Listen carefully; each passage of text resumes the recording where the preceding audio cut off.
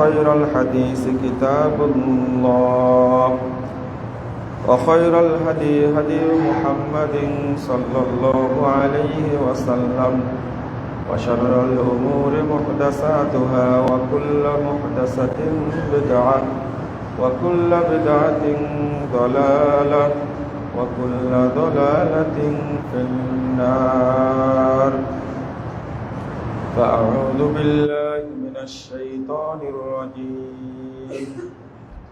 حافظوا على الصلوات والصلاة الوسطى وقوموا لله قانتين. وقال صلى الله عليه وسلم قال الله تعالى إني فرضت على أمتي 5 صلوات وأحدت عندي أحدا أنه من جاء يحافظ عليهن لوقتهن أدخلته الجنة. رواه أبو داود بإسناد صحيح.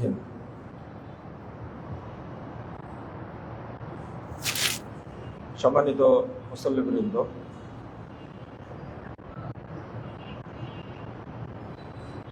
আল্লাহ রাব্বুল আলামিনের রহমত এবং বরকতে আমরা রমাজানের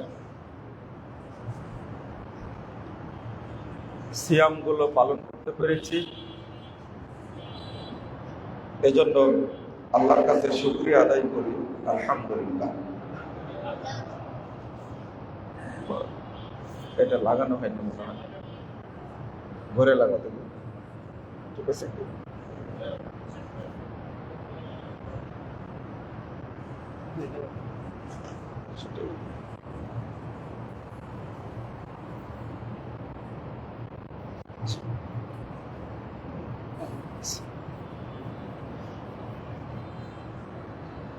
রমাজান আমাদের জন্য তাও হলো না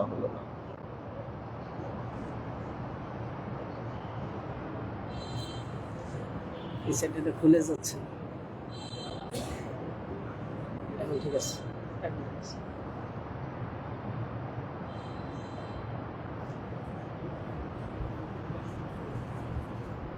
রমাজান যে আমাদের জন্য অনেক গুরুত্বপূর্ণ, এটা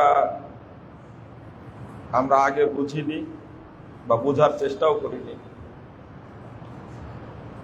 যতটুকু ইবাদত করতে পেরেছি আমরা দোয়া করব আল্লাহ রাব্বুল আলামিন যেন ইবাদতগুলো কবুল করে নেন, আমিন ইয়া রাব্বাল আলামিন।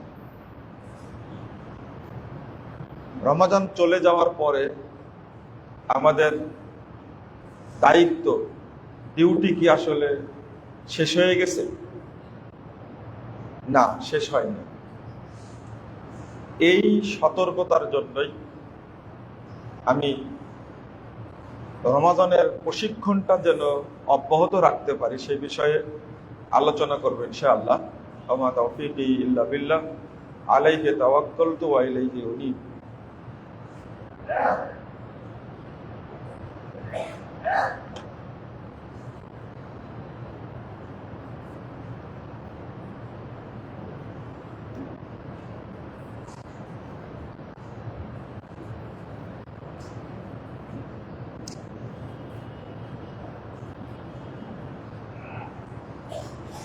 রমাজানে আমরা সালাদটা হয়তো সুন্দরভাবে আদায় করেছি। রমাজানের পরে আমরা কি সেই সালাদ ছেড়ে দেব বা ছেড়ে দেওয়ার কি কোনো সুযোগ আছে? রমাজানে আল্লাহর হুকুম মেনেছি,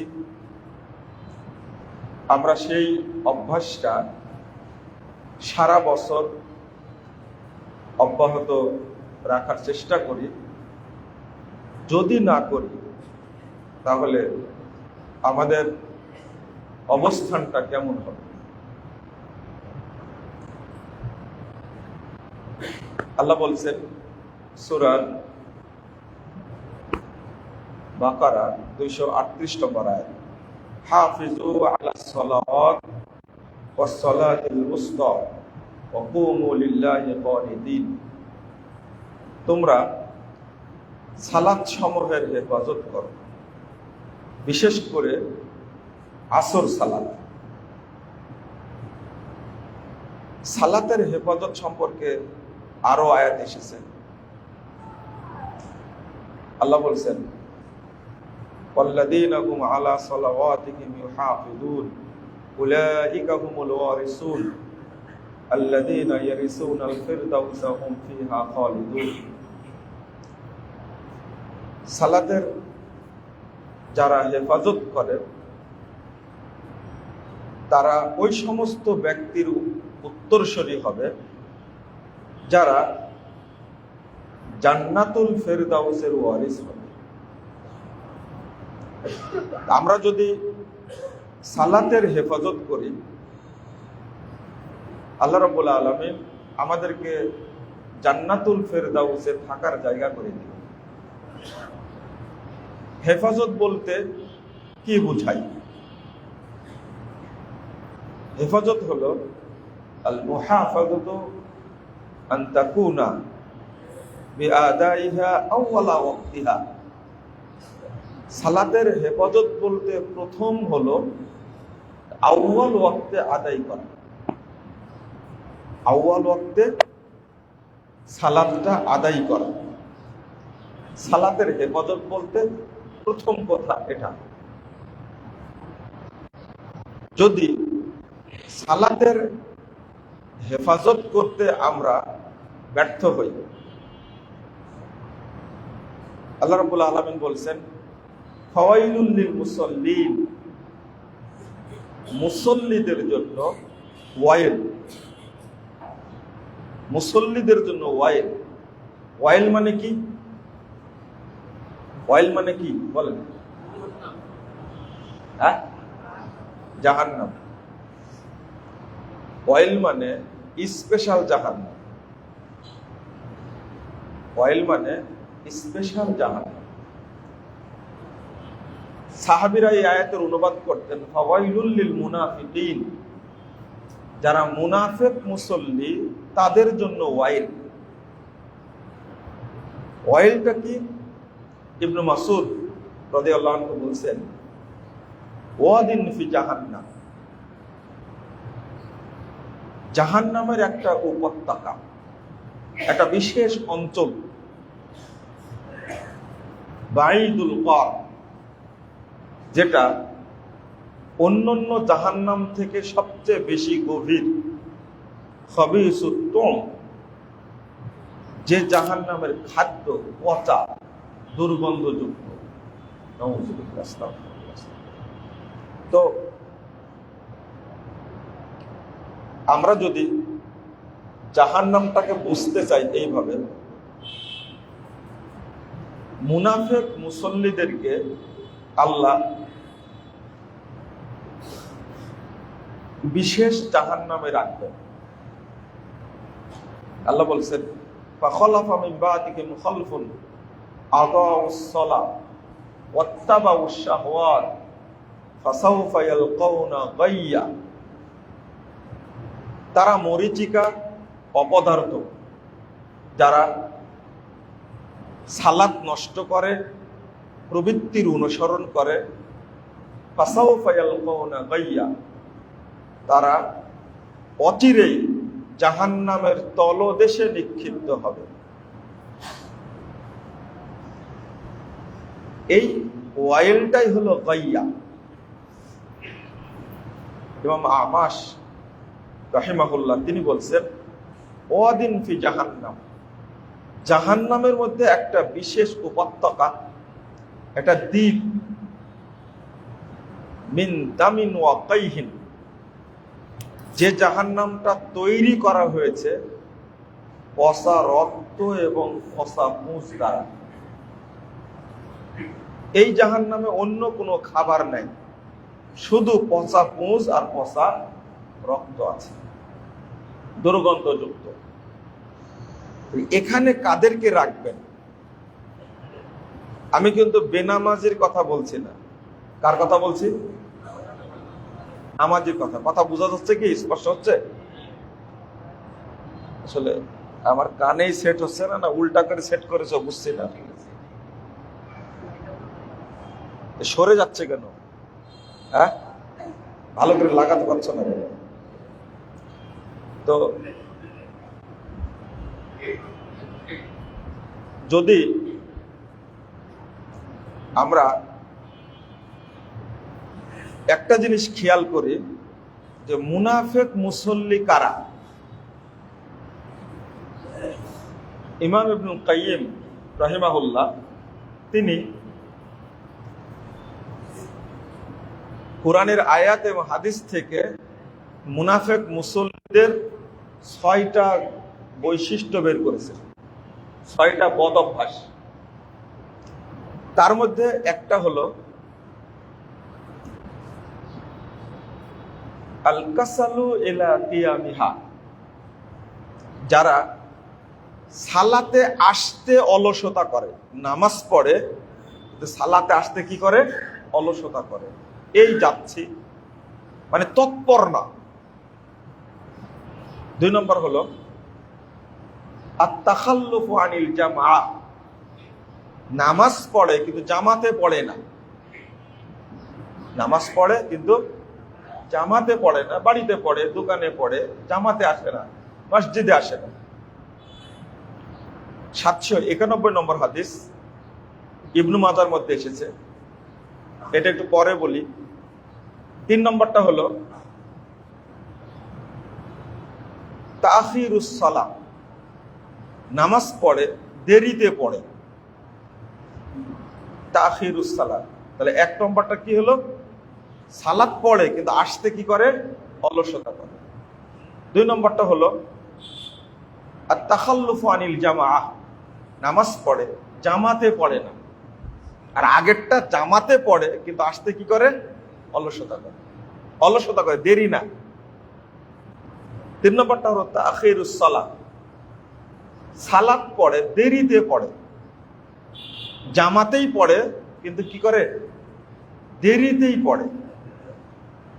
4 নম্বরটা হলো মুরাতুন নাস, মানুষকে দেখানোর জন্য পড়ে। 5 নম্বরটা হলো কিল্লাতু যিকরিহা, নামাজ পড়ে কিন্তু আল্লাহকে সময় দেয় না, অর্থাৎ ও রুকু সেজদায় আল্লাহকে স্মরণ করে না। আল্লাহকে যে বলতে হবে, আপনি সেজদা দিলেন, দেওয়ার পরে একটু টাইম দিবেন তো আল্লাহকে, বলবেন রব্বানা আতিনা ফিদ দুনিয়া হাসানা ওয়া ফিল আখিরাতি হাসানা ওয়া কিনা আযাবান নার, এটা বলা যায় না সেজদায়? এটা বলবেন। তারপরে অন্তত বলবেন রব্বির হামহুমা কামা রাব্বায়ানি সাগীরা, বাপ মা মরে যাক বা বেঁচে থাক, এই দোয়াটা পড়ে। রুকুর সেজদার তাসবির সাথে আরো তো দোয়া আছে। আর এত জোরে সুবহান রাব্বিয়াল আলা কথাটা বলে, কি যে বললো আপনি রেকর্ডিং করে শুনবেন। আপনি যত জোরে বলেন সুবহানাল্লাহ সুবহানাল্লাহ সুবহানাল্লাহ, এই যে বললেন এটা, হ্যাঁ কি হলো এটা, এইভাবে না বলে আপনি সুবহান রাব্বিয়াল আলা, আর যত জোরে বললেন তো কিল্লাতু যিকরিহা, অর্থাৎ আল্লাহকে সময় দেয় না। রুকুতে গেছেন, আপনি রুকুতে পড়েন সুবহুন কুদ্দুসুন রব্বুল মালাইকাতে ওয়ার রূহ, এটাও একটা দোয়া আছে। সুবহান রাব্বিল আযীম পড়লেও আপনি তো একটু সময় নিয়ে পড়বেন, টাইম দেয় না, খুব তাড়াহুড়া করেন। কিল্লাতু যিকরিহা, এই গুণগুলো যার মধ্যে থাকবে বা কোনো একটা থাকবে, ওই মুসল্লি কি মুসল্লি বলেন? মুনাফিক মুসল্লি। আস্তাগফিরুল্লাহ। আপনারা শুধু মনে করেছেন মুনাফিক তো মিথ্যা কথা বললে মুনাফিক হয় না, আরো অনেকগুলো কারণ আছে মুনাফিক হওয়া। তো আরেকটা হলো নাকরিহা, ঠকাঠক মারে। আল্লাহ রাসূল সাল্লাল্লাহু আলাইহি সাল্লাম বলছেন যে নাকরুহা কা নাকরাতিল গুরাব, আবিদ্দুয়ুক। দুইটা কথা হাদিসে আসছে, একটা কাক যেভাবে ঠোকায় ওইভাবে ঠোকায়, আর মোরগ যেভাবে ঠোকায় ওইভাবে ঠোকায়। তাহলে কি পাওয়া গেল? কয়টা পাওয়া গেল? 6টা। আর আগেরটা হলো, মানে এটা হলো চালাকি। রাসূল সাল্লাল্লাহু আলাইহি ওয়াসাল্লাম বলছেন এই চালাকিটা হলো শিয়ালের মতো অথবা বানরের মতো। উদাহরণটা আল্লাহ রাসূল তো খারাপ দেননি। বানর চালাক, আর একটা কি চালাক? শিয়াল চালাক। এই দুইটা চালাক জাতির কথা বলেছে, যে ও তাড়াতাড়ি নামাজ পড়ে প্রমাণ করতে চায় যে আমি বড় চালাক। আপনার নামাজ পড়তে 5 মিনিট লাগছে, আর আপনার বন্ধু যে ও 2 মিনিট লাগছে, তো মসজিদ থেকে বেরিয়ে দাঁড়া আছে। আপনি যখন বের হয়েছেন তখন বলছে যে নামাজ পড়তে এত দেরি লাগে। নামাজের মতো নামাজ পড়লে এত দেরি লাগে না। বুঝলেন কি কথাটা? ভাষাটা বুঝছেন? নামাজের মতো নামাজ পড়লে দেরি লাগে না। আস্তাগফিরুল্লাহ, আস্তাগফিরুল্লাহ। এ হলো শিয়াল চালাক অথবা বানর চালাক। মানে চালাকটা হলো বানরের মতো অথবা কার মতো? শিয়ালের মতো। তো এই 6টা গুণ তো আমাদের মধ্যে নাই, তাই না? হ্যাঁ, এই জন্যই তো নামাজ পড়ি কিন্তু মুনাফিকি ছাড়তে পারি না। এই 6টা গুণ থাকলে, একটা গুণ থাকলে মনে করবেন আমি কি মুসল্লি? মুনাফিক মুসল্লি। এখন আপনাকে ইমাম সাহেব বলুক চাই না বলুক, আপনি নিজে মনে করলেই হবে, আর আল্লাহর খাতায় মুনাফিক থাকলেই হলো। এটা তো আপনাকে মসজিদের সভাপতি বলল না, ইমাম সাহেব বলল না, মুয়াজ্জিন বলল, কোন আলেম বলল না, মুনাফিক মুসল্লি। আর এটা যদি আল্লাহর খাতায় এন্ট্রি করা থাকে যে আমি মুনাফিক মুসল্লি, তাহলে হবে তো। বুঝলেন না মনে হয় কথাটা?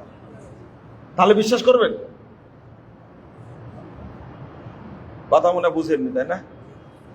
যদি কেউ না বলুক, আপনাকে ফেরেশতাও না বলুক, যদি আল্লাহর খাতায় এন্ট্রি করা থাকে আমি মুনাফিক মুসল্লি, তাহলে কি সন্তুষ্ট হবেন? আপনি সন্তুষ্ট হবেন না তো?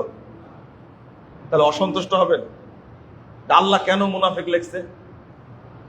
তাহলে আল্লাহ কি ইনসাফকারী না? অসন্তুষ্ট হবেন কেন আপনি? বুঝতে পারেননি। তাহলে ইমাম সাহেব আপনাকে মুনাফিক মুসল্লি বলে আলোচনা করলে আপনার গায়ে আগুন ধরে। ইমাম সাহেব বললো না, কে লিখে রাখছেন? আল্লাহ লিখে রাখছেন। তাহলে কি আপনি অসন্তুষ্ট? রাগ করবেন? এবার আল্লাহকে কি বলতে পারবেন আল্লাহ বেইনসাফ করেছেন? নাউযুবিল্লাহ। আমি এটাই বোঝাতে চাচ্ছি, আল্লাহর খাতায় এন্ট্রি থাকলে আপনার রাগ করার কিছু আছে না। আপনি ঝগড়া করতে পারবেন না, আপনি বাড়াবাড়ি করতে পারবেন না, ইমামের চাকরি নষ্ট করতে পারবেন না আপনি। এই জন্য কেউ বলুক চাই না বলুক, এই বদ অভ্যাস যদি আপনার মধ্যে থাকে তাহলে দয়া করে নিজেই মনে করবেন কি আমি মুনাফিক মুসল্লি। আরে সাহাবীরা যদি মনে করেন এটা, আমি কি মুনাফিক হয়ে গেছি নাকি? তাই তো মনে হয় মুনাফিক হয়ে গেছি আমি। সাহাবীরা এটা মনে করলে আপনার মনে করতে সমস্যা? আপনি একটা বার ভাবেন আমি হয়তো মুনাফিক হয়ে গেছি, না হলে সালাত দেরি করে পড়ছি কেন, আমি মসজিদে যাই না কেন? ইবনু আবি মুলাইকা রাহিমাহুল্লাহ, শ্রেষ্ঠ তাবী, সহিহ বুখারীর হাদিস 84 নম্বর হাদিসের ব্যাখ্যা খুলে দেখবেন। তিনি বলছেন আদরাকতু সাবঈনা রাজুলান মিন আসহাবিন নবী সাল্লাল্লাহু আলাইহি ওয়াসাল্লাম কুল্লুহুম ইয়াখাফুন নিফাক আলা নাফসিহি। আমি প্রায় 70 জন সাহাবীর সাথে সাক্ষাৎ করেছি। ছোটখাটো তাবেঈ না, অনেক বড় তাবেঈ। 70 জন সাহাবীর সাক্ষাৎ পেয়েছি। তারা প্রত্যেকেই ভয় করতেন আমি মনে হয় মুনাফিক হয়ে গেছি। স্বয়ং উমর রাদিয়াল্লাহু আনহু যখন জানতে পারলেন যে আল্লাহর নবী সাল্লাল্লাহু আলাইহি ওয়াসাল্লাম হুযায়ফার কাছে মুনাফিকদের তালিকা দিয়ে গেছেন, মুনাফিকদের কি দিয়ে গেছেন? তালিকা দিয়ে গেছেন। তখন এটা শুনে উমর রাদিয়াল্লাহু আনহু চলে গেলেন হুযায়ফার কাছে। হুযায়ফা অনেক অল্প বয়সী আর উমর রাদিয়াল্লাহু আনহু অনেক বড় সিনিয়র মানুষ। গিয়ে বলছেন যে হুযায়ফা, আমি শুনতে পেলাম তোমার কাছে নাকি আল্লাহ রাসূল মুনাফিকদের তালিকা দিয়ে গেছেন, দেখো তো ওই তালিকায় আমার নাম আছে কিনা। কথা কি বুঝতে পারলেন? তা আপনি নিজেকে মুনাফিক ভাবলে কি সমস্যা? এটা ভাবেন মুনাফিক আজকে, কালকে আপনার জীবনের অনেক আমূল পরিবর্তন হয়ে যাবে ইনশাআল্লাহ। এটা সুন্নাহ ভাবা, এটা সালাফদের আদর্শ। আপনি নিজে মনে করেন মনে হয় মুনাফিক হয়ে গেছে। কেন? নামাজ পড়ে আবার মিথ্যা কথা বলি, নামাজ পড়ে আবার হারাম খাই কি করে, নামাজ পড়ে আবার জেনা করে কি করে, নামাজ পড়ে আবার সুদ খাই কি করে, নামাজ পড়ে আবার দুর্নীতি করে কি করে, নিঃসন্দেহে মুনাফিক হয়ে গেছে। এটা হলেই, মনের মধ্যে হলেই তো আপনি মুমিন হওয়ার চেষ্টা করবেন। তো হুযায়ফা রাদিয়াল্লাহু আনহু হাসি দেন, কিছু বলেন না। কারণ সাহাবীদের মধ্যে এক একজন এক এক বৈশিষ্ট্য ছিল। তার মধ্যে হুযায়ফা রাদিয়াল্লাহু আনহুর একটা বৈশিষ্ট্য হলো সাহিবু সিররিন নবী সাল্লাল্লাহু আলাইহি সাল্লাম। হুযায়ফা রাদিয়াল্লাহু আনহু রাসূলের গোপন বিষয়গুলো তিনি সংরক্ষণ করতেন। আল্লাহ রাসূল গোপনে তালিকা দিয়ে দিয়েছেন, এটা কি হুযায়ফা প্রকাশ করবেন? আবার দেখা হয়েছে, হুযায়ফা তুমি তো বললে না, দেখো ওই তালিকায় আমার নামটা আছে কিনা। আপনার কাছে কি মনে হচ্ছে 2-4 হাজার নাম আছে? কতজনের নাম থাকতে পারে বলেন তো দেখি, বলেন। মানে হুযায়ফার দেখতে সময় লাগতে পারে আসলে উমরের তালিকায় উমরের নামটা আছে কিনা। 2-4 হাজার থাকলে 3-4 দিন সময় লাগবে তো বের করতে, তাই না? কয়জনের তালিকা জানেন? কয়জন বললেন? 13 জন। 13 জন। কয় মিনিট লাগবে দেখতে? তো হুযায়ফা কি দেখেননি? উনি কি জানেন না? আমার মতো আর আপনার মতো হুযায়ফা রাদিয়াল্লাহু আনহু জ্ঞান নাই। ওই একবার দেখলেই কিয়ামত পর্যন্ত বয়স থাকবে তাও মনে থাকবে। তারা হলো সাহাবী। না না, ভুলবেন না। জেনে নিয়েছেন তালিকায় কার নাম আছে, তিনি জেনে নিয়েছেন, কিন্তু বলতেন না। তো উমর রাদিয়াল্লাহু আনহু মৃত্যু পর্যন্ত দুশ্চিন্তায় ছিলেন। আল্লাহ রাসূল হয়তো আমাকে মুনাফিক মনে করতেন, কিন্তু বলে যেতে পারেননি। এই জন্য হুযায়ফার কাছে তালিকায় হয়তো আমার নামও আছে। অথচ এই উমর রাদিয়াল্লাহু আনহুর কত ফজিলত, আল্লাহু আকবার। তিনি কি জানেন না রাসূল সাল্লাল্লাহু আলাইহি সাল্লাম জান্নাতের বর্ণনা দিচ্ছেন উমরের কাছে যে আমি জান্নাতে রায়তু কসরান মুরাব্বান মুশরিফান ফিজ যাহাব। আমি একদিন জান্নাতে ঢুকে দেখছি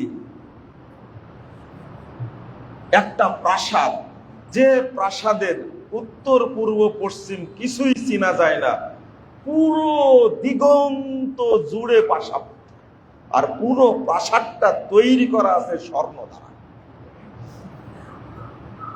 মুশরিফান ফিজ যাহাব, পুরোটাই স্বর্ণ দ্বারা তৈরি করা। আর কত নকশা এই প্রাসাদে। তো ওখানে দেখছি লেক, একটা মহিলা ওযু করছে। আমি জিজ্ঞেস করলাম লিমান হাদাল কাসর, বলো তো এই বিশাল প্রাসাদটা কার? তো মহিলা নরমালি জবাব দিল রাজুলুম মিনাল আরব, আরবি একজন ব্যক্তির জন্য আল্লাহ তৈরি করেছে। তখন আল্লাহ রাসূল বলছেন আনা আরবিউন, আরে আমি নিজে আরবি। লিমান হাদাল কাসর, তুমি বলো এটা কার জন্য তৈরি করে প্রাসাদটা? তো মহিলা বলছে লিরাজুলিন মিনাল কুরাইশ, আরবেরও মানুষ, তবে কুরাইশ বংশে তার জন্ম। তখন আল্লাহ রাসূল বলছে, আনা কুরাইশুন লিমান হাদাল কাসাম। আরে মহিলা, আমি নিজেই কুরাইশি, তুমি বলে কার জন্য তৈরি করা হয়েছে? হাদিসের আগের হাদিসটা আল্লাহ রাসূল বলছেন, ইন্নী যানানতু আন্নাহা তাকুল লিরাজুলিন শাববিন হুয়া আনা। আমি ধারণা করছি মহিলা বলবে এটা একটা যুবকের জন্য তৈরি করা হয়েছে, সেই যুবক হলাম আমি মুহাম্মদ সাল্লাল্লাহু আলাইহি ওয়াসাল্লাম। মহিলা বলুক, আমি চাচ্ছি এটা বলবে, কিন্তু বলে না। আমি বললাম যে আমি তো কুরাইশি। তখন বলছেন, হুয়া মিন উম্মতি মুহাম্মদ সাল্লাল্লাহু আলাইহি ওয়াসাল্লাম, এরা মুহাম্মাদের উম্মতের জন্য তৈরি করা হয়েছে একজন ব্যক্তি। বলছে, আনা মুহাম্মাদুল লিমান আদাল কাসর। আরে মহিলা, আমি তো নিজেই মুহাম্মদ সাল্লাল্লাহু আলাইহি ওয়াসাল্লাম। তখন বলছে, হুয়া মিন আসহাবিন নবী সাল্লাল্লাহু আলাইহি ওয়াসাল্লাম ওমর ইবনুল খাত্তাব। বলছে মুহাম্মাদেরই সাহাবী একজন, তার নাম হলো ওমর ইবনুল খাত্তাব, তার জন্য আল্লাহ এই প্রাসাদ তৈরি করেছেন। সুবহানাল্লাহ। আল্লাহ রাসূল ওমর রাদিয়াল্লাহু আনহু বলছেন, সামনে বসা, আমি চাইলাম যে প্রাসাদটা একটা ঘুরে দেখব, আমি দাঁড়িয়ে গেলাম।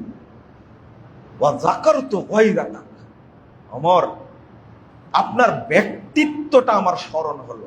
এত বড় ব্যক্তিত্ব সম্পন্ন মানুষের ঘর আমি তার অনুমতি ছাড়া দেখব, আমি আর দেখতে পারলাম না। আপনার ব্যক্তিত্ব স্মরণ করে, শ্বশুর হন তো একদিকে, তাই না? আপনার ব্যক্তিত্ব তো, উমর রাদিয়াল্লাহু আনহু কি পরিমাণ ব্যক্তিত্ব সম্পন্ন মানুষ, সরাসরি আল্লাহ রাসূল নিজেই বলছেন, যাকারতু গায়রাতাক, আপনার ব্যক্তিত্ব আমার স্মরণ হয়ে গেল, আমি কেমনে দেখব? ফাবাকা ওমর, ফাবাকা উমর ওয়া ক্বাল আগারু আলাইকা ইয়া রাসূলুল্লাহ। কাঁদতে কাঁদতে বলছেন, আল্লাহ রাসূল, আপনার কাছে কি আমার কোনো ব্যক্তিত্ব আছে?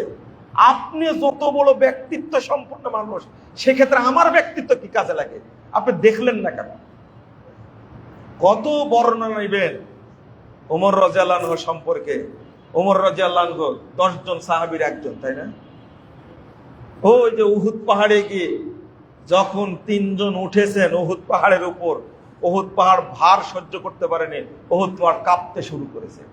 আল্লাহ রাসূল লাঠির খোঁচা দিয়ে বলছে, এই উহুদ থামো, জানো তোমার উপরে একজন নবী আছেন, আর 2 জন, একজন সিদ্দিক আছেন, 2 জন শহীদ আছেন, যে তুমি কাঁপছো কেন?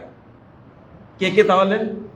নবী মুহাম্মদ সাল্লাল্লাহু আলাইহি ওয়াসাল্লাম, সিদ্দিককে আবু বকর, আর 2 জন শহীদকে ওমর এবং ওসমান।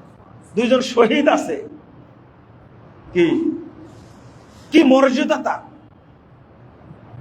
অথচ তিনি বলছেন, হুযায়ফা দেখো না ওই তালিকায় আমার নাম আছে কিনা।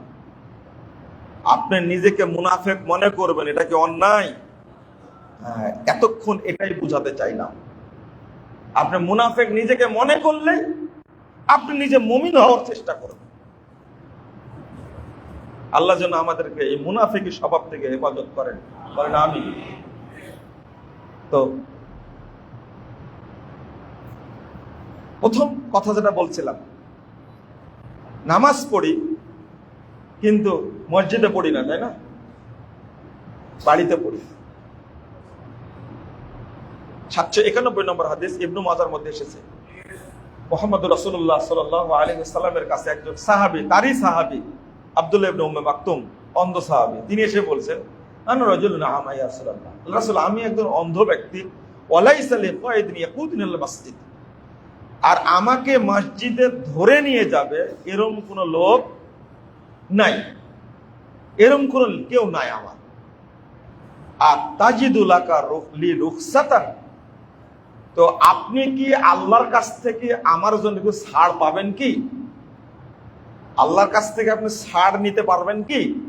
মানে আল্লাহর নবী তো ছাড় দিতে পারবেন না, দিলে কে দিবেন? আল্লাহ। হাল তাজিদুল রুখসাতান, আপনি কি আমার জন্য একটু ছাড় পাবেন আল্লাহর কাছ থেকে? তখন জিজ্ঞেস করলেন, হাল তাসমাউন নিদা, অন্ধ সাহাবী, অন্ধ, 2 চোখে দেখে না, তুমি কি আজান শুনতে পাও? না, আজান শুনতে পাই। আল্লাহ রাসূল একটু পরে চুপ থেকে বলছেন, মা আজিদু লাকা রুখসাতান। আব্দুল্লাহ, তোমার জন্য আমি কোনো ছাড় পেলাম না। এবার আপনি বলবেন, এ কোনো বিবেক হলো? এটা কোন বিবেকের কথা? একজন লোক অন্ধ মানুষ, তাকে ধরে কেউ মসজিদে নিয়ে আসবে এমনটাও কেউ নাই,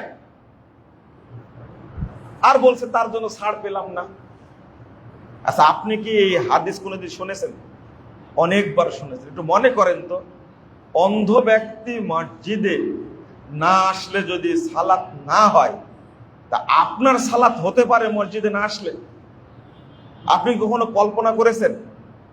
ভাবেন তো দেখি। এই মানুষটাকে আল্লাহ বাড়িতে নামাজ পড়ার অনুমতি দেননি। এই দোষ রাসূলের না, দোষ কার? আল্লাহ। দোষ দেন আপনি?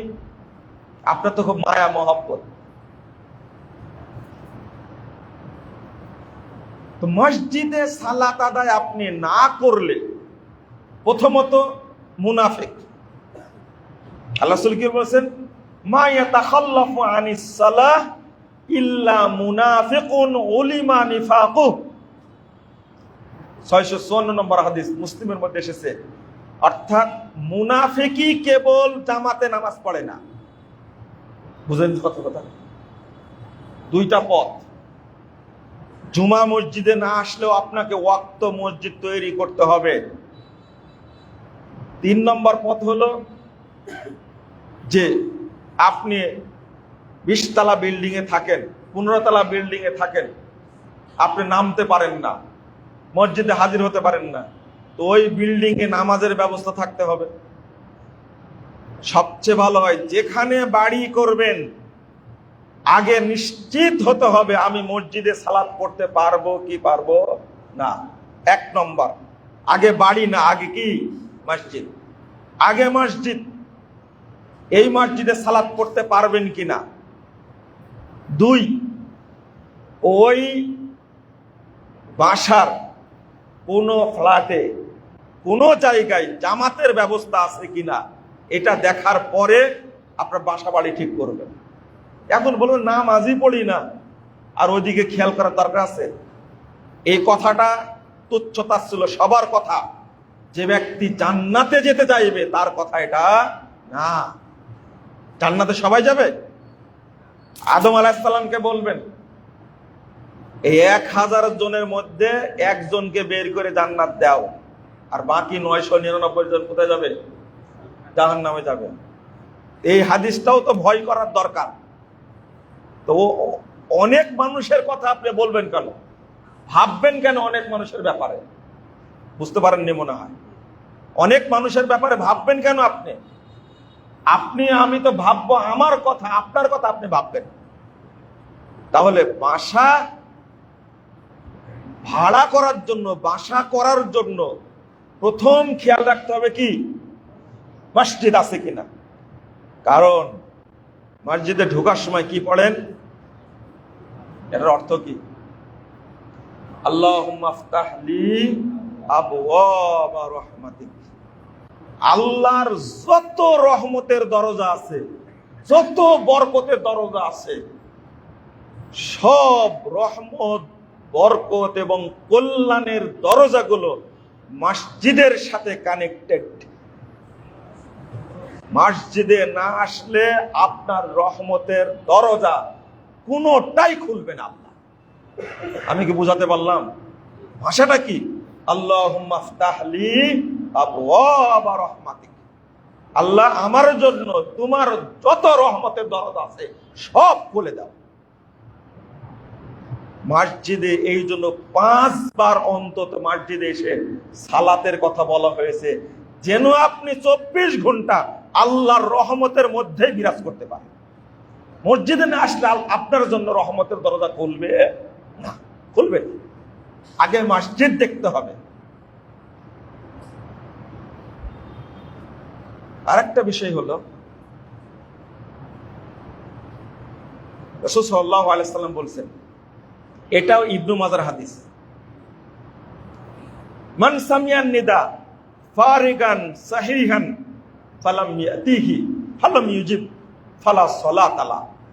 যে সুস্থ অবসর আছে, কোনো ব্যস্ততা নাই, সমস্যার মধ্যে নাই, আজান শুনলো মসজিদে আসলো না, তার সালাত নাই, তার সালাত নাই। 792 নম্বর হাদিস ইবনু মাজার মধ্যে এসেছে, আল্লাহ রাসূল বলছেন, মান সামিয়াল নিদা ফালাম ইয়াতি ফালা সালাত আলা।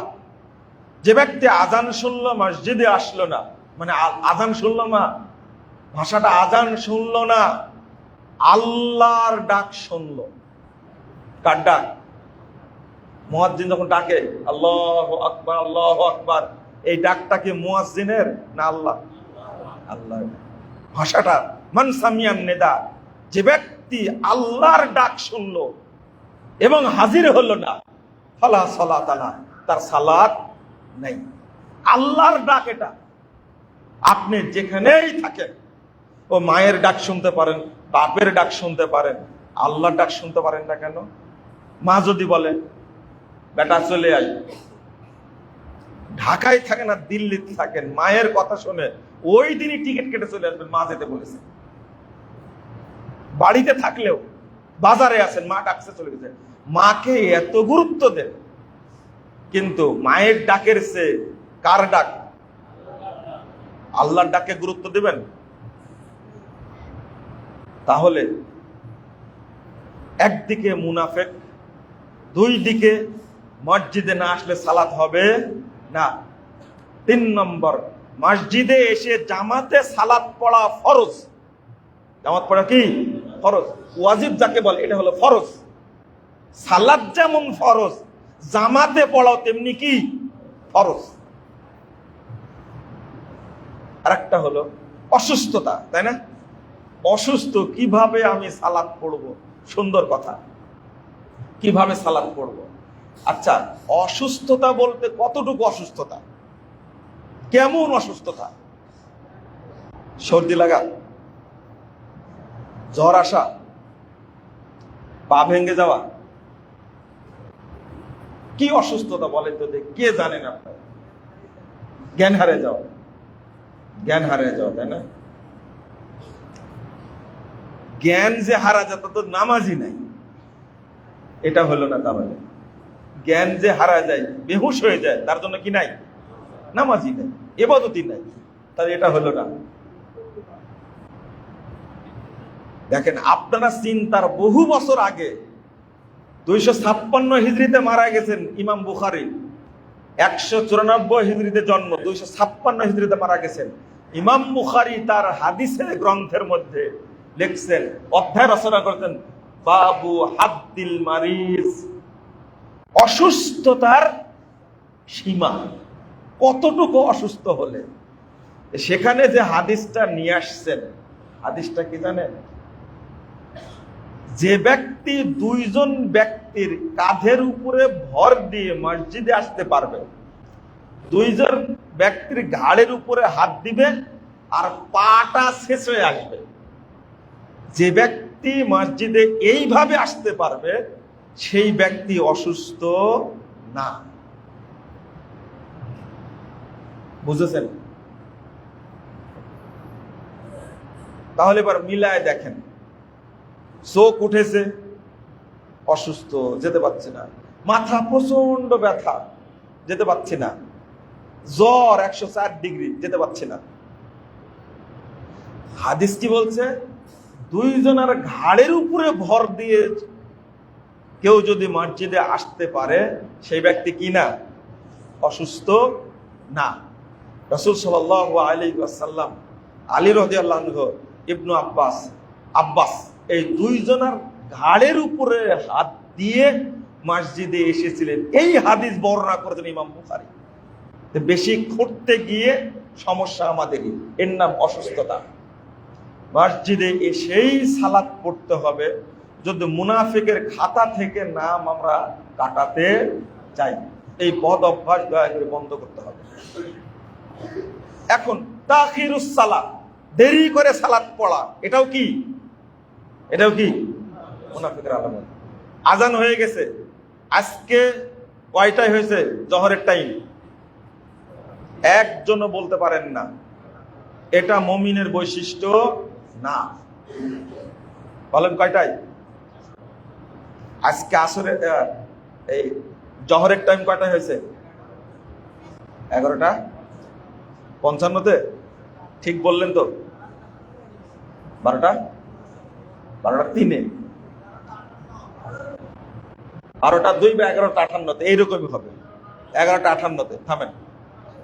এটা যিনি মুসল্লি হবেন, ভালো করে শুনেন, যিনি মুসল্লি হবেন, আল্লাহ যেহেতু সহজ করে দিয়েছেন, প্রত্যেক মুসল্লিকে মনে রাখতে হবে টাইম হয়েছে কটা? 11:58 11:58 আপনার প্রত্যেক ঘরে টিভি আছে। আপনার ফ্ল্যাটে মনে হয় 4টা রুম আছে, দেখবেন 4টা রুমে 4 ছেলে বা মেয়ে কি আছে? একটা করে টিভি আছে। টিভি রাখার চেয়ে প্রত্যেক রুমে সালাতের সময়সূচি রাখবেন। কি রাখবেন? সালাতের সময়সূচি। যেখানে খাওয়া দাওয়া করেন ডাইনিং এ, ওখানে একটা টানা রাখবেন। এটা হলো মুমিনের চিহ্ন। প্রত্যেক রুমে ছেলেদেরকে বলবেন, এটা নসিহা। কেন কেন কথাটা বলছি? কারণ আকীদার পরে যত আমল আছে, সমস্ত আমলের মধ্যে ফাউন্ডেশন হলো কোনটা? সালাত। যে সালাতটা আদায় করতে হবে আপনাকে সহিহ পদ্ধতিতে। কেন? আল্লাহ রাসূল সাল্লাল্লাহু আলাইহি ওয়াসাল্লাম বলছেন, আউয়ালু মা ইউসআলুল আবদু ওয়া ইউহাসাবু বিহি। কিয়ামতের মাঠে প্রথম বান্দাকে জিজ্ঞেস করা হবে এবং হিসাব নেওয়া হবে। জিজ্ঞাসাও করবে, হিসাবও নেওয়া হবে সালাত, তার সালাতের। ফাইন কবিলা সাইরু আমালি। সালাত যদি আল্লাহর কাছে কবুল হয়ে যায়, তো অন্য যত আমল, সমস্ত আমল অটো কবুল হয়ে যাবে। আর হজ্জের হিসাব হবে না, আর জাকাতের হিসাব হবে না, আর সিয়ামের হিসাব হবে না। অটো অন্য আমল কি হয়ে যাবে? কবুল হয়ে যাবে। ওয়াইন রুদ্দা আলাইহি সাইরু আমালি। আর সালাত যদি বাতিল হয়ে যায় কিয়ামতের দিন, ওইটা যদি নাকচ হয়ে যায়, তাহলে যত আমল করে গেছে সমস্ত আমল সালাত সহ তার উপরে সজোরে নিক্ষেপ করা হবে। আর এই নিক্ষেপের কারণে একবারে জাহান্নামের তলদেশে নিক্ষিপ্ত হবে। আস্তাগফিরুল্লাহ, আস্তাগফিরুল্লাহ, আস্তাগফিরুল্লাহ। তাহলে শুদ্ধ করতে হবে আগে কোনটা? সালাত। এই সালাতটাকে শুদ্ধ করতে হবে। আর যদি কোনো ব্যক্তি আউয়াল ওয়াক্তে সালাত পড়তে পারে, আউয়াল ওয়াক্তে যদি পড়তে পারে, তো আলহামদুলিল্লাহ। 1 নম্বরে আল্লাহ বলছেন জান্নাতুল ফেরদাউসে ঠাঁই দিবেন। মুসনাদে আহমদের একটা হাদিস এসেছে, 18,371 নম্বর হাদিস। রাসূলুল্লাহ সাল্লাল্লাহু আলাইহি ওয়াসাল্লাম বলছেন, যে ব্যক্তি আউয়াল ওয়াক্তে সালাত আদায় করবে, এই হাদিস থেকে মুহাদ্দিসগণ দলিল নিচ্ছেন, মা সাবিকিনাল আউয়ালিন, যারা প্রথম জান্নাতে প্রবেশ করবে, প্রথম দল, এই দলের সাথে এরাও বিনা হিসাবে জান্নাতে যাবে। আউয়াল ওয়াক্ত কখন? 11:58 টাইম হয়েছে। আপনি 15 থেকে 20 মিনিটের মধ্যে সালাত পড়ে নেবেন। কয় মিনিট? 15 থেকে 20 মিনিটের মধ্যে সালাত পড়ে নেবেন। এখন আপনাদের প্রশ্ন যেটা, যে তাহলে যে মসজিদে সালাত পড়ে 1:30টায়, আজীবন পড়ে কয়টায়? 1:30টায়। সমস্যা তো এটা, তাই না? তখন কি করব? আসর পড়ে কয়টায়? 5:30টায়, 5টায়। অথচ টাইম হচ্ছে 3:26। এটা 3:26। তাহলে আমি কি 5টায় পড়বো? 5:30টায় পড়বো? 3:26 টাইম হলে কয়টায় পড়বো? আপনাকে আগে প্রশ্ন করি, যেখানে 5টায় জামাত হচ্ছে, এই যার পিছনে পড়তে চাচ্ছেন জামাতে, এই ইমামের আকীদা কি? এই ইমামের আকীদা কি? একজন প্রশ্ন করছে যে 20 রাকাত তারাবি হয়, তা আমি 8 রাকাত পড়ে বেরিয়ে আসবো, এটা কি জায়েজ? এটা কি জায়েজ? আমি বললাম যে 8 রাকাত পড়েন আর 80 রাকাত পড়েন, এটা পরে, আগে বলেন যে ইমামের পাশে 20 রাকাত পড়ছেন এই ইমামের আকীদা কি? তো বলছে যে ওই ইমাম তো বক্তব্য রাখে জোর গলায়, যারা বলে নবী হায়াতুন নবী না তারা কাফের। আমি বললাম যে মাশাআল্লাহ, তাহলে খুব সুন্দর। যে ব্যক্তি বলে নবী কবরে জীবিত আছে এবং আমাদের কি করে, উপকার করে, এই আকীদা কি ভালো? এ কি মুসলিম? মুশরিক। এ কি মুশরিক? তা আপনি তো সমাধান দিয়ে দিলেন, ও 80 রাকাত পড়ুক না 8 রাকাত পড়ুক না 12 রাকাত পড়ুক না 20 রাকাত পড়ুক, ওর পিছনে কি হবে না? নামাজই হবে না। আল্লাহ সর্বত্র বিরাজমান, যার মধ্যে এই আকীদা আছে তার পিছনে নামাজ হবে না, বাতিল। নামাজ পড়লে কি হবে? বাতিল হবে। আমি যে কথাটা বলছি আপনাদের বুঝতে সময় লাগবে 10 বছর। কয় বছর? 10 বছর লাগবে, 10 বছর। তার আগে বুঝবেন না। গত ঈদের দিন একজন ফোন দিয়ে বলছে যে 10-12 বছর যাবত গালি দিচ্ছি, ঈদের দিন মনে করলে একটা ফোন দিয়ে ক্ষমা চাই। কি বলে গালি দিতেন? বলছে এখন এটা মুখে উচ্চারণ করা যাবে না। 10 বছর পরে বুঝে তওবা করে ক্ষমা চাওয়ার জন্য ফোন দিছে। চিন্তা করেন, তোর বুঝতে কয় বছর লাগছে? 10 বছর। আর আপনার বুঝতে কত লাগবে? অন্তত 5 বছর। তবে বুঝবেন ইনশাআল্লাহ। যারা মাজার পূজারী তাদের পিছনে নামাজ বাতিল। যারা পীর পূজারী, যারা তাবিজের ব্যবসা করে, তারা বিশ্বাস করে নবী গায়েব জানতেন, ওলি পীর গৌস কুতুব এরাও গায়েব জানে, কবরে ওলি জীবিত আছে, যারা এই সমস্ত বিশ্বাস করে তাদের পিছনে নামাজ পড়লে নামাজ বাতিল হবে, ওদের পিছনে নামাজ পড়া যাবে না। কিন্তু আপনার স্বভাব কি? জামাত হচ্ছে দৌড় দিকে জামাতে শরীক হবে, তাই না? ওর কাউমার রকেই দলিল দিবেন, তাই না? এটাই মানহাজ। দলিলটা বুঝেননি। ওর কাউমার রকিন মানে কি? ওর কাউ মাল মুমিনিন, নামাজ পড়ো মুমিনদের সাথে। কাদিয়ানীরাও নামাজ পড়ে, ওদের পিছনে নামাজ হবে? কেন হবে না?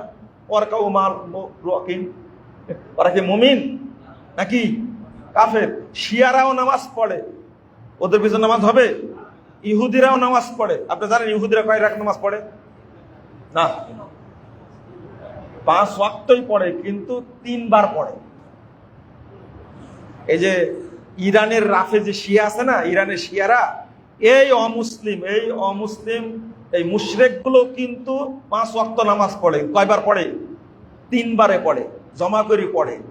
এই ইহুদিদের সাথে এদের ভালো সম্পর্ক। ইমাম ইবনে তাইমিয়া রাহিমাহুল্লাহ মারা গেছেন 728 হিজরিতে। মিনহাজুস সুন্নাহ 3 নম্বর খণ্ডের 378 পৃষ্ঠায় তিনি উল্লেখ করছেন, ইরান বা ইরাক বা কোনো জায়গাতে রাফিজিরা যদি রাষ্ট্র প্রতিষ্ঠিত করে তাহলে তাদের সবচেয়ে সহযোগী বন্দী হবে ইহুদিরা, মুশরিকরা এবং কাফেরেরা। 728 হিজরিতে বলে গেছে। আজকে মধ্যপ্রাচ্যে ইরান রাষ্ট্র কায়েম করেছে, করে মধ্যপ্রাচ্যে সবচেয়ে বেশি সহযোগিতা করছে তাদেরকে কারা? ইহুদিরা, খ্রিস্টানরা। কি বোমা মারল ইসরায়েলে, কি বোমা! তেলাপোকা মরেনি, তাই না? তুমি কি করে দেখলে তেলাপোকা মরেনি? ইরানের আকীদা সম্পর্কে আপনাদের জানতে হবে। মাঝখানে কথাটা বলে ফেললাম, যেটা বলছিলাম। বলেন ইহুদিদের পিছনে নামাজ হবে? ওরা নামাজ পড়ে যে, হবে না কেন? আপনার দলিল এটা। তাহলে শিয়াদের পিছনে হবে না, কাদিয়ানীদের পিছনে হবে না কেন? তাদের আকীদা নষ্ট। কিন্তু আপনার বাড়ির পাশে যে মসজিদ আছে, ওই ইমামের আকীদা কি ভালো? আচ্ছা, জামাত চলছে, আপনি গেলেন, আগে ওযু করবেন না জামাত ধরবেন? ভালো করে বুঝেন কিন্তু। আর জামাত যে উত্তম, ওযু করতে গেলে জামাত শেষ হয়ে যাবে, এবার কি করবেন? হ্যাঁ, জামাত যে শেষ হয়ে যাবে। ও ওযু ছাড়া জামাত হইতো না। কত সুন্দর করে বলছে ওযু ছাড়া নামাজ হবে না। তো এইটা কানের মধ্যে ঢুকে না। মসজিদে কবর আছে, জামাত হচ্ছে বিশাল, ওই মসজিদে সালাত হবে? এটাও বুঝেন তাহলে। যে মসজিদে বিশাল জামাত হচ্ছে, ইমাম মাজার পুজোরি, তার পিছনে নামাজ হবে? কিসের জামাত আপনার? এইটা কোন দিন বুঝবেন? আপনার বুঝা নাই, জানা নাই, রাস্তায় পড়েন। আল্লাহ রাসূল কি বলেছেন? আমরা মুসিবতে পড়ি বলো, আল আরজু কুল্লুহা মাসজিদুন ইল্লাল মাকবার ওয়াল হাম্মাম। আল্লাহ নবী কেন বলেছেন পুরো পৃথিবীটাই মসজিদ, শুধু গোরস্থান আর গোসলখানা ছাড়া ওয়াক্ত হবে সালাত আদায় করে নিতে হবে। আপনি কে বলেছে ওই মুশরিকের জন্য সালাত আদায় করতে হবে? আর আপনি বলেন যারা আহলে হাদিস মসজিদ ভাঙ্গাকে জায়েজ মনে করে, ওদের পিছনে নামাজ হবে কোনোদিন? ওরা মুসলিম না কাফের? কেউ বলতে না পারুক, আহলে হাদিসরা বলবে যারা মসজিদ ভাঙ্গা বিশ্বাস করে তারা মুসলিম না, তারা কাফের, তারা ইহুদি খ্রিস্টানদের চেয়ে খারাপ। সোনারগাঁয়ে মসজিদ ভাঙলো না তারা? এই চরমুনায়ের বলদ সন্ত্রাসীরা মসজিদ ভাঙ্গে, আর আপনি ফতোয়া দেন ওদের পিছনে নামাজ হবে। আপনার আকীদাও ঠিক নাই, আপনি একটা বেয়াদব। আর বাংলাদেশে বুবা শয়তান আছে না, কিছু শায়েখ আছে বুবা শয়তান, ভালো করে শুনে নেন। এই যে মসজিদটা আহলে হাদিস মসজিদ ভেঙে দিল, এই বুবা শায়েখ গুলো কোনো কথা বলেছে? কেন বলেনি? আরে বল যে মসজিদ পুড়িয়ে দেওয়া উচিত নয়, এতটুকু বল। মসজিদ ভাঙ্গা, হ্যাঁ, ওর মানহাজ সমস্যা, তাই না? শায়েকের সমস্যা নাই, সমস্যা কিসে? মানহাজের সমস্যা।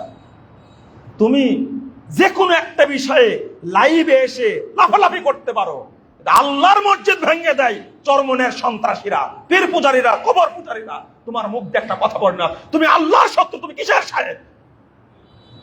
তুমি ইহুদির চাও খারাপ, খ্রিস্টানদের চাও। তোমার মুখ পোড়া শায়েকের কারণে বাংলাদেশে আহলে হাদিস মসজিদের উপর আক্রমণ হয়।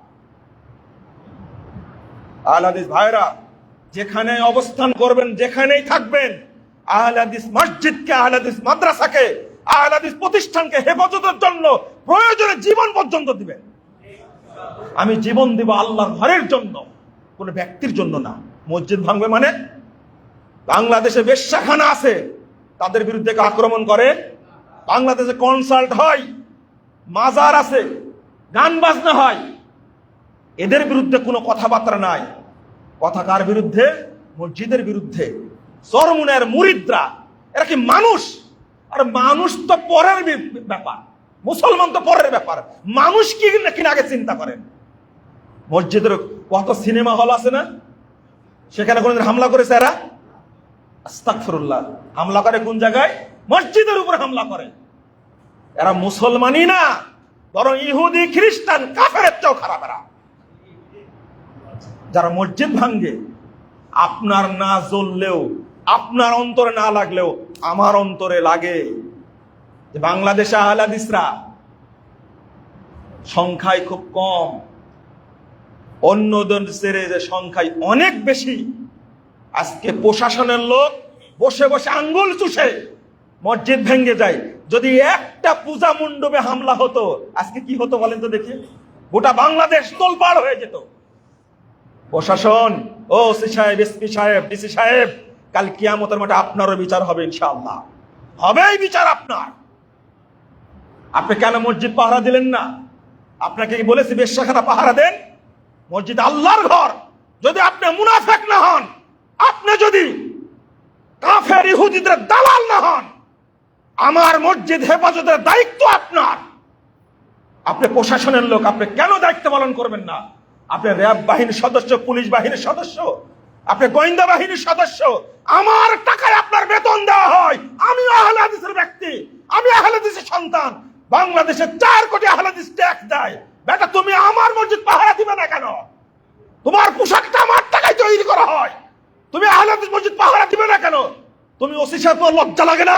তুমি এসপি সাহেব, লজ্জা লাগে না, শরম লাগে না? তুমি ডিসি সাহেব, তোমার লজ্জা লাগে, শরম লাগে না? আহলে হাদিস মসজিদ ভেঙে দেয় আর তুমি তদন্ত করতে পারো না? এই সন্ত্রাসীদের ধরতে পারো না? তুমি কিসের ডিসিগুলি করো? তুমি মহিলাদের পোশাক পরে ঘুরে বেড়াও। আমরা পাহারা দেব ইনশাআল্লাহ। তুমি যেও না দেখি। এই সমস্ত ধান্দাবাজি ছাড়ুন। বাংলাদেশে আহলে হাদিসের প্রতিষ্ঠান নাই, এমপি মন্ত্রী নাই, প্রশাসনের লোক নাই। বন্ধুরা আমার, যে কথাটা বলতে গেছিলাম, এদের পিছনে নামাজ হবে, এই কথা কি বিশ্বাস করা যাবে? কেন নামাজ পড়বেন তার পিছনে? যারা মসজিদ ভাঙা জায়েজ মনে করে, না, চলবে না। 2 নম্বর শেষ কথা হলো, আপনি যখন ওয়াক্ত হয়ে গেছেন বাড়িতে সালাত পড়বেন। 3601 নম্বর হাদিস মুসনাদে আহমদের মধ্যে এসেছে। মুহাম্মদ রাসূলুল্লাহ সাল্লাল্লাহু আলাইহি ওয়াসাল্লাম বলেছেন, ইন্নাকুম সাতুদরিকুনা আকওয়ামা ইউসাল্লুনা বিগাইরি ওয়াক্তিহা। বহু সম্প্রদায় পাবে তোমরা যারা ওয়াক্ত ছাড়াই সালাত আদায় করে ওয়াক্তের বাহিরে গিয়ে। ফাসাল্লু ফি বুয়ুতিকুম, তখন তোমরা বাড়িতে সালাত আদায় করে ফিল ওয়াক্তিল্লাযিনা তারিফুন, ওয়াক্ত যেটা তুমি বুঝো আউয়াল ওয়াক্ত, সেই তুমি সালাত আদায় করবে। হলো, এই হাদিসটা বলে দিয়েন। জামাত অবশ্যই জরুরি, ওয়াজিব, ফরজ, কিন্তু কোন জামাতে? যে জামাতটা হবে কি আউয়াল ওয়াক্তে। কথা বোঝা গেছে? ওই জামাতের ফজিলত বলতে গিয়ে আপনি ওয়াক্তটা ভুলে যান, ওয়াক্তটার চিন্তা আগে করুন। মহিলারা পড়ে না কেন? ওয়াক্ত অনুযায়ী পড়ে মহিলারা। ওদের জন্য কি জামাত আছে, আজান আছে, মসজিদ আছে, পড়ে না কেন?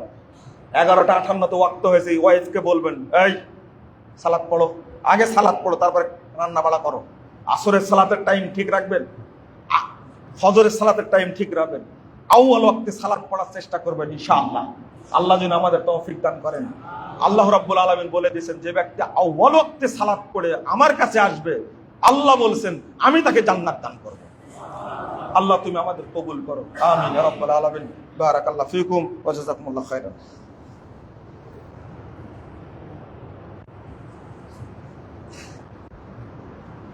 আলহামদুলিল্লাহি ওয়াহদাহু ওয়াসসালাতু ওয়াসসালামু আলা মান লা নাবিয়্যা বা'দাহু।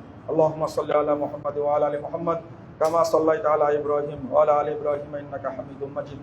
আল্লাহুম্মা বারিক আলা মুহাম্মাদ ওয়া আলা আলি মুহাম্মাদ কামা বারাকতা আলা ইব্রাহিম ওয়া আলা আলি ইব্রাহিম ইন্নাকা হামিদুম মাজিদ। রব্বানা আতিনা ফিদ দুনিয়া হাসানাহ ওয়া ফিল আখিরাতি হাসানাতাও ওয়া কিনা আযাবান নার। আল্লাহুম্মা ইগফির লানা ওয়া লিল মুমিনিনা ওয়াল মুমিনাত ওয়াল মুসলিমিনা ওয়াল মুসলিমাত ওয়াল আহইয়াই মিনহুম ওয়াল আমওয়াত।